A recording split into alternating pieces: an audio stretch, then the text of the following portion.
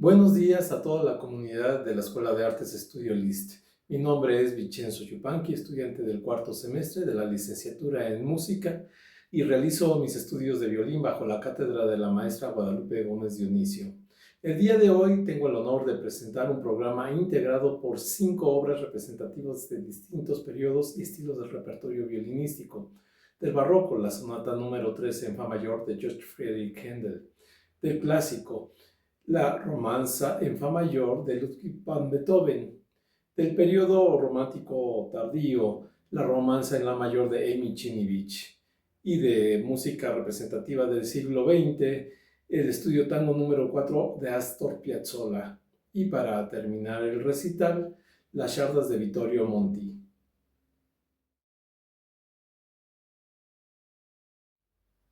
George Friedrich Händel nació el 23 de febrero de 1685 en Halle, en el entonces Ducado de Magdeburgo, actual Alemania. Ese mismo año nacieron también otros dos grandes representantes del barroco, Johann Sebastian Bach y Domenico Scarlatti, una coincidencia que convirtió a 1685 en uno de los años más trascendentales de la historia de la música. Inició su formación musical desde muy joven, aunque alcanzó fama principalmente como compositor y extraordinario organista.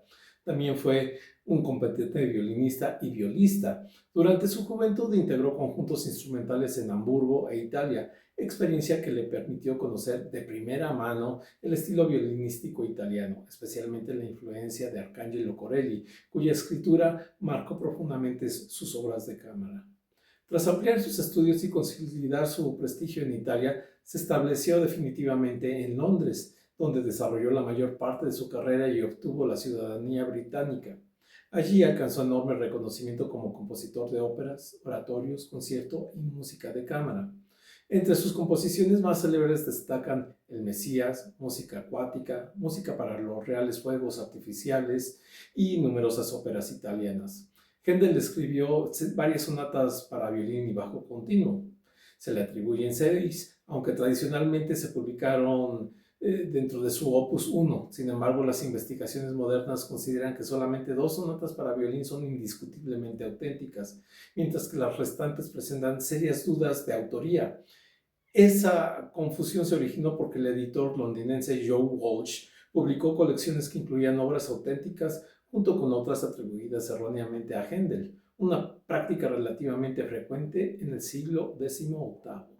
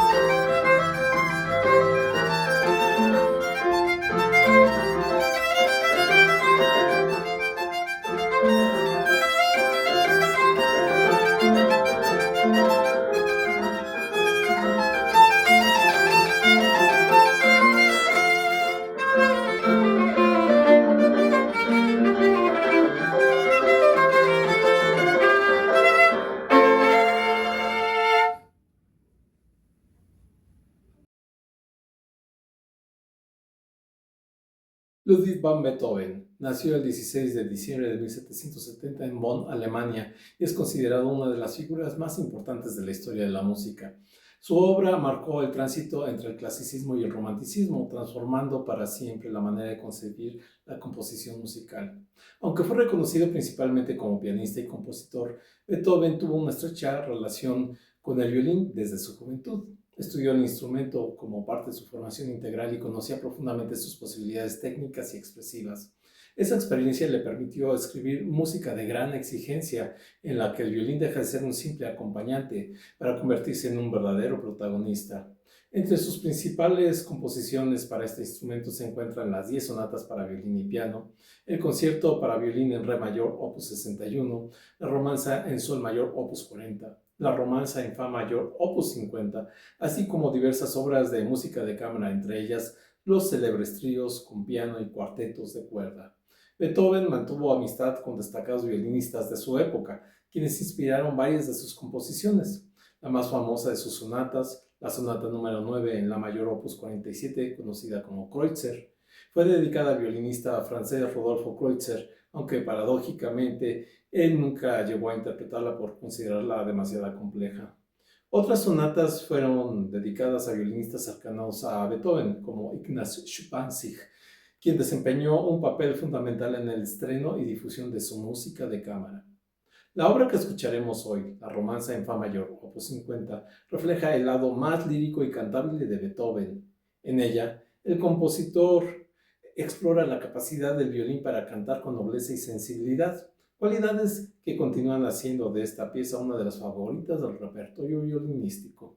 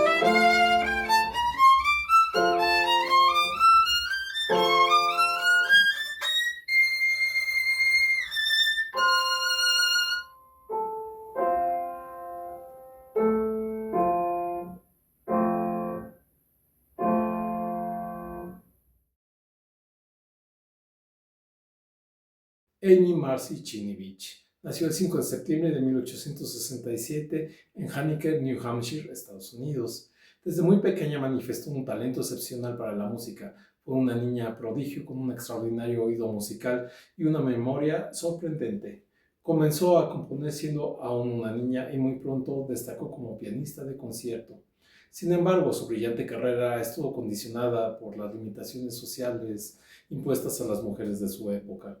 Tras contraer matrimonio con el médico Henry Harris Obrevich, redujo considerablemente sus presentaciones públicas como pianista, por deseo de su esposo, quien preferiría que se dedicara principalmente a la composición y ofreciera únicamente algunos recitales con fines benéficos.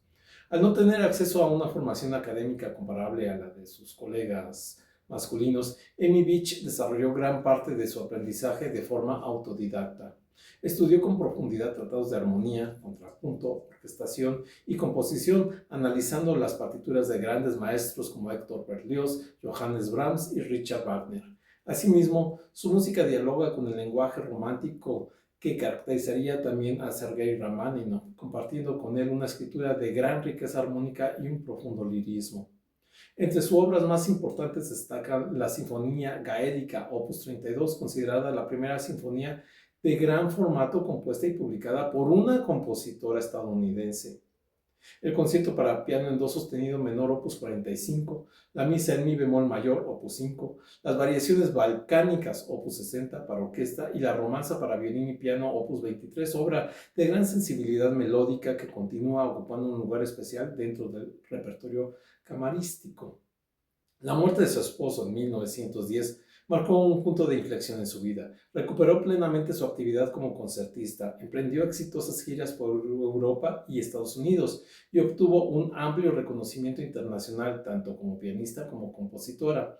Gracias a su talento y perseverancia, Amy Beach abrió camino a generaciones de mujeres compositoras, demostrando que el genio creativo no conoce distinción de género y dejando un legado que hoy ocupa un lugar cada vez más importante en la historia de la música.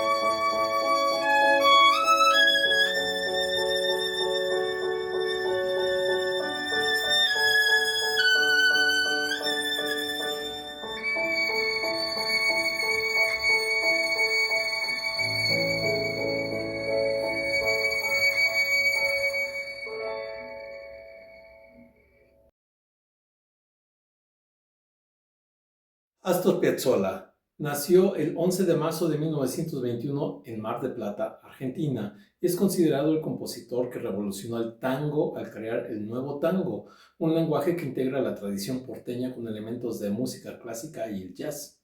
Desde muy joven estudió bandoneón y composición. Entre sus maestros destacó Alberto Ginastera y posteriormente Nadia Boulanger en París, quien la animó a desarrollar un estilo propio sin renunciar a sus raíces argentinas. En 1987 compuso los 6 estudios tango para flauta sola, dedicados al flautista Alberto Almarza. Gracias a la calidad de su escritura musical, estas obras fueron posteriormente transcritas para diversos instrumentos, entre ellos el violín, en cuyo repertorio ocupan hoy un lugar importante. El estudio tango número 4 presenta un carácter lento, íntimo y profundamente melancólico, a diferencia de otros estudios de la colección en los que predominan la energía rítmica y el virtuosismo. Esta obra privilegia una línea cantable de gran expresividad. La melancolía, uno de los rasgos más característicos de la música de Piazzolla, aparece de manera constante a lo largo de la pieza, evocando la nostalgia y la intensidad emocional propias del tango. La obra concluye sobre un fa sostenido, pero evita una resolución tonal tradicional. En lugar de afirmar una tonalidad mediante una cadencia conclusiva, Piazzolla deja la música suspendida en un centro sonoro abierto, generando una sensación de continuidad y reflexión. Este final, más sugerente que definitivo, es una muestra del lenguaje armónico moderno del compositor y de su capacidad para unir la tradición del tango con los recursos de la música del siglo XX.